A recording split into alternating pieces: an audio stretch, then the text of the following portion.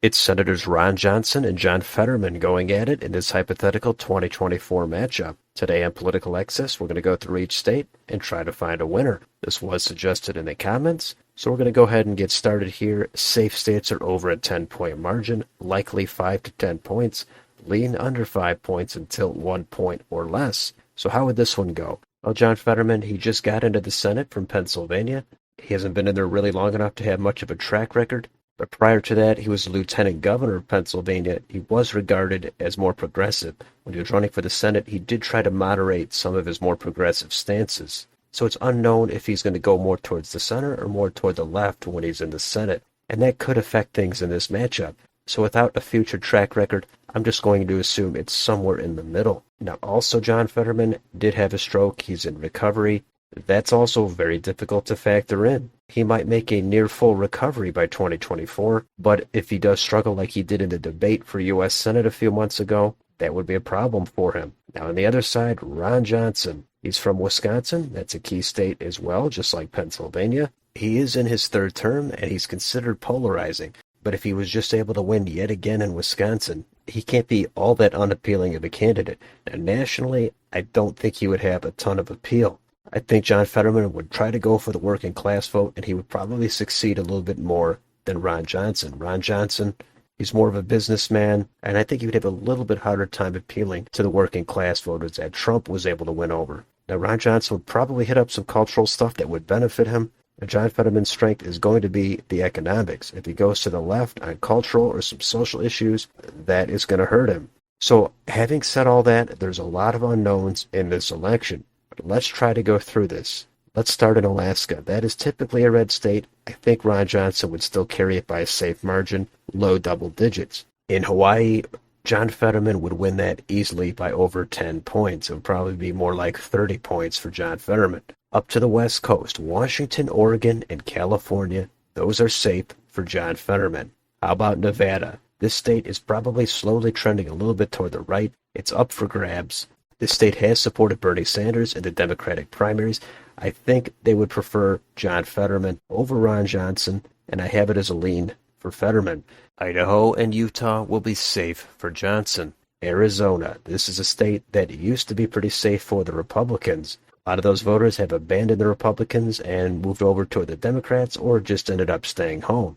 In this matchup, some of them would come back. Ron Johnson is not as outrageous as Donald Trump in many respects. I think John Fetterman, assuming he's able to somewhat recover from the stroke, somewhat have a populist economic appeal, he would win Arizona, but I have it as a tilt for Fetterman. Montana, Wyoming, safe for Johnson. Colorado, over 10 points for Fetterman. New Mexico, that will be likely for Fetterman. North and South Dakota, safe for Johnson. Nebraska at large, safe for Johnson. The 2nd District, that is much bluer. It's trending away from the Republicans. And to make it simple, I have that going to John Fetterman by a likely margin. Kansas, safe for Johnson. Oklahoma, safe for Johnson. How about down in Texas? I think this will still be likely for Johnson. John Fetterman, he would probably get out some of the base in Austin. But again, if he goes too far to the left, some of the suburban voters, they would actually end up staying home or going toward Ron Johnson. But with all that said, I think it would still go to Johnson by at least 5 points, maybe even up to 7. Up to Minnesota, this will be likely for John Fetterman. Ron Johnson is from neighboring Wisconsin, but I don't think that really helped him much in Minnesota. Fetterman would still keep a lot of those legacy Democrats. They would be compelled by the economics. Again, provided John Fetterman does not go hard left on the social and cultural issues. How about in Iowa? That state is pretty much gone for the Democrats as of now. I think it would still be over 5 points likely for Ron Johnson. Missouri, Arkansas, and Louisiana, those are red states and safe for Ron Johnson. Let's go up to Wisconsin. This is Ron Johnson's home state. They just voted him in for a 3rd term. I would imagine if he was on the ballot for president, you'd have a lot of people coming out to vote against him. But since it is his home state, it's hard to not give him a few extra points there. I do have it as a lean for Ron Johnson, maybe even only 1 or 2 points, but it's possible it would be more like 3 or 4. Illinois, safe for Fetterman. How about Michigan? This is a lean for Fetterman. I've said this several times, but again, I think the economics will play better here in Michigan compared to Ron Johnson. Culturally, Ron Johnson would be better suited for some of these counties, especially the rural counties that flipped for Trump. The turnout would be key. I think the margins would be enough for Fetterman, and he would probably win this by 3 or 4 points. Indiana, safe for Johnson. Kentucky, Tennessee, Mississippi, and Alabama, safe for Johnson.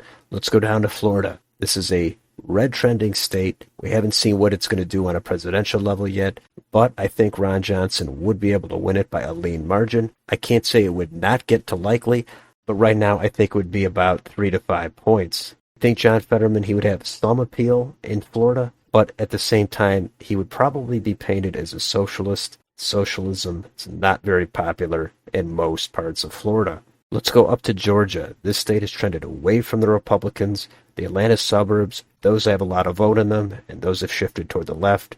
I do have it as a lean for Fetterman, probably 1.5 to 2.5 points. South Carolina, safe for Johnson. Up to North Carolina, that I still think will be leans for Johnson, probably 3 to 4 points. Let's go up to Ohio. This is another state that's trended toward the Republicans. It does border Pennsylvania.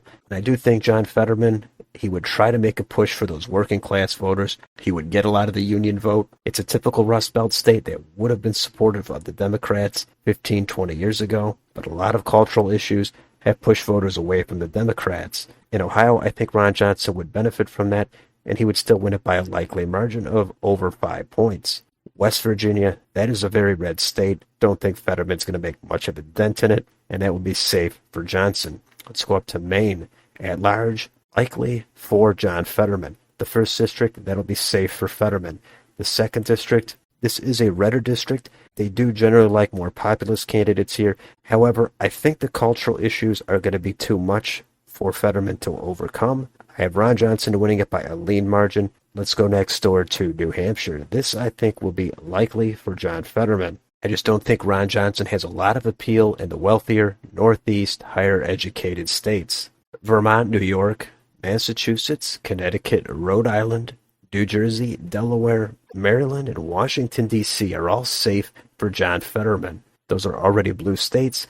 I don't think Ron Johnson is going to move the needle much in any of those states. Let's go to Pennsylvania. This would be John Fetterman's home state. Well, we just saw he won election. He defeated Dr. Oz. I do think Dr. Oz was an especially flawed and weak candidate.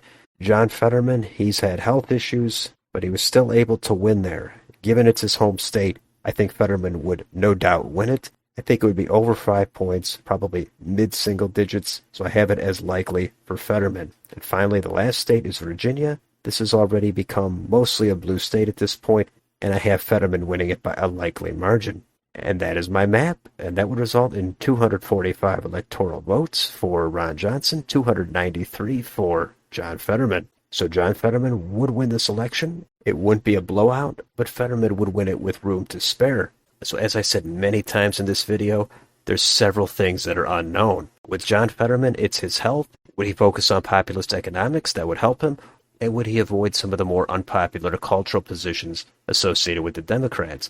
And with Ron Johnson, I don't think he has a lot of charisma. And how would he approach economics in the Rust Belt? And also, how would he run on an issue like abortion? And who would these candidates pick as their running mate? What would the national environment be like? And what would be the biggest national issues at the time? Any one of these things could tip the scales by a few points. So I tried to play it down the middle, and I think John Fetterman would win this election. You could make a case for some of the margins or maybe flipping one or two of these states, but I would have a hard time picturing Ron Johnson winning. So this is just what I think. So let me know in the comments, do you mostly agree with this map? Would Ron Johnson struggle with the blue-collar voters in the Rust Belt?